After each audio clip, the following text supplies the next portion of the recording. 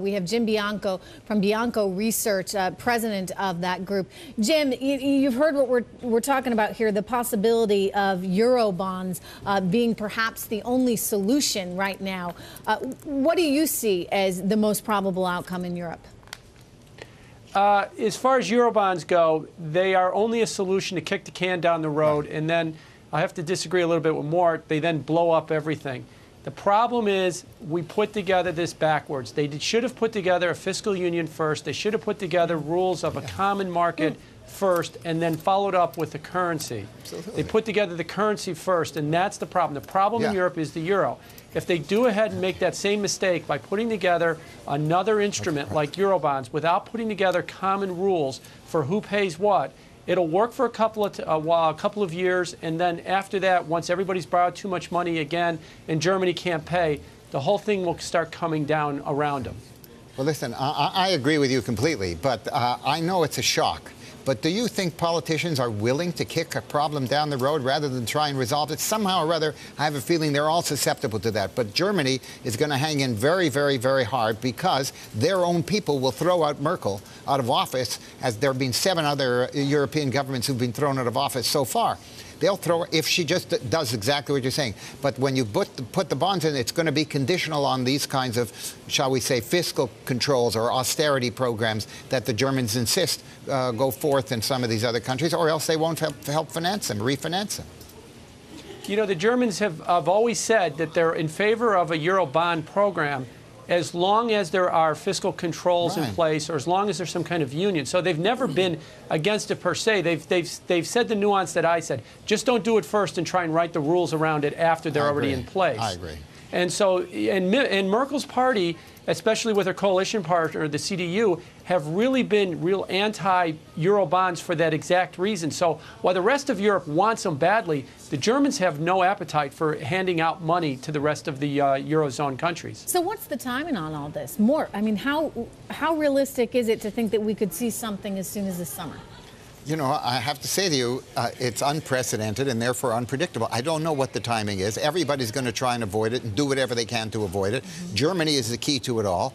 In the end, Merkel's got to decide, you know, does she allow all of this to blow up, or does she find some way of putting forth a German promise or a German support, subject, as we were saying just a moment ago, to some kind of conditions. Some countries will buy into it and some may not. And therefore, you're going to have a real, there's no doubt in my judgment, but that Greece is going to leave the Eurozone. It's insane. Nobody should save the Spanish banks because they made ridiculous loans and it's not worth it. But there's going to have to be something done, or else you're going to see a major collapse. You see Greece leaving? Yeah. Soon? Yeah, within the next couple of months. Within the next couple of months. Yeah. Jim, do you agree with that? I think there is a realistic chance that Greece could wind up leaving.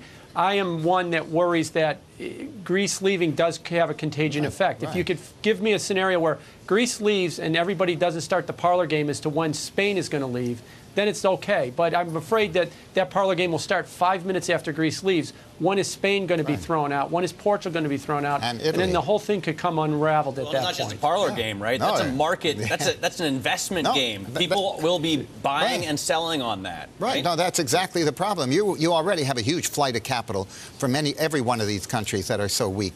The banks are just losing money. The banks are broke at this stage of the game. I don't know how they come up with a solution to it. I mean, all these problems are very real, as Mr. Bianco said. Absolutely, those are the critical issues. And so far, to this point, it's very difficult to get the kind of political agreement you need in order to do the kind of macroeconomic responses. You know, Jim, we did hear Fed Chairman Bernanke say today that you know, the Fed is watching Europe very, very carefully and is prepared to step in the event that it needs to if things continue to get bad in Europe. I'm asking, is there anything the Fed can do at this point to shield us from a European contagion and a financial meltdown of sorts there? Well, they've done what they can over the last year or so. They've asked a lot of the American banks to distance themselves with their interbank lending with European banks. A lot of the American money market funds have reduced their exposure to European banks, and this has been ongoing for several months. But that's about all they can do. If you're going to ask the question as to can we be completely shielded, no. 25% of all U.S. bank assets have as their parent a European bank. Europe is our biggest trading partner as a whole as well. Its economy is larger, the entire EU, than the United States. If they're going to have problems, it's going to cause ripple effects all around the world, and we can never completely insulate ourselves from something like that. You agree? I agree completely with that. I think that sums it up as well as it can be summed up. Somebody's going to have to come up with a magic wand. I don't see a magic wand out there. Do you see a magic person? I mean, everyone's wondering who the Alexander Hamilton of Europe is going to be. It's not going to be Angela Merkel, right? Well, no, she's the only one who can play the role. Germany is the only one that could really save this situation, and they're going to have to make a very, very, very difficult decision where whatever you decide is going to be a very tough decision to implement. Yeah, those are some big footsteps to walk in, rather. Jim Bianco of Bianco Research, thank you so much for joining us.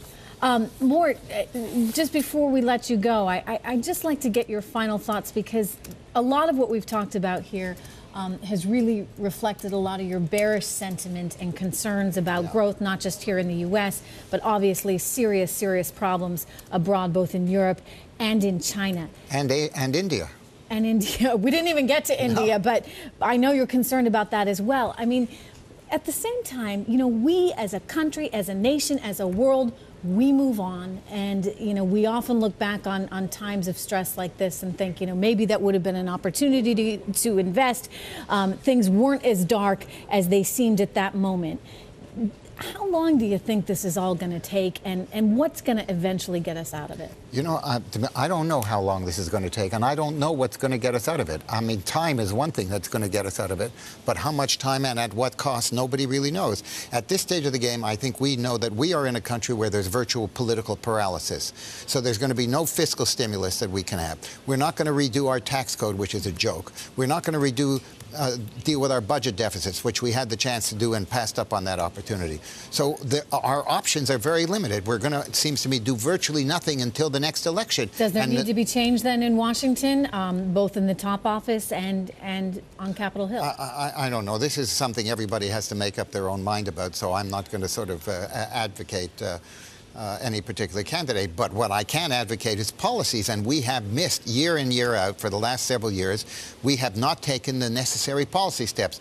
The Simpson-Bowles program, for example, would have given some confidence that we're going to get our fiscal deficits under control. What we're doing is, there's now some deleveraging, but the deleveraging at the private sector is being taken up by additional leveraging by the government sector. So we've really not solved the problem. Now, you know, we can take it because we have a much more self-sufficient economy. But the rest of the world can't, and we are not invulnerable. What frustrates me and frustrates a lot of people in the business world is that nothing really essential has been done. We've got our work cut out for us. We sure do. A lot of work ahead.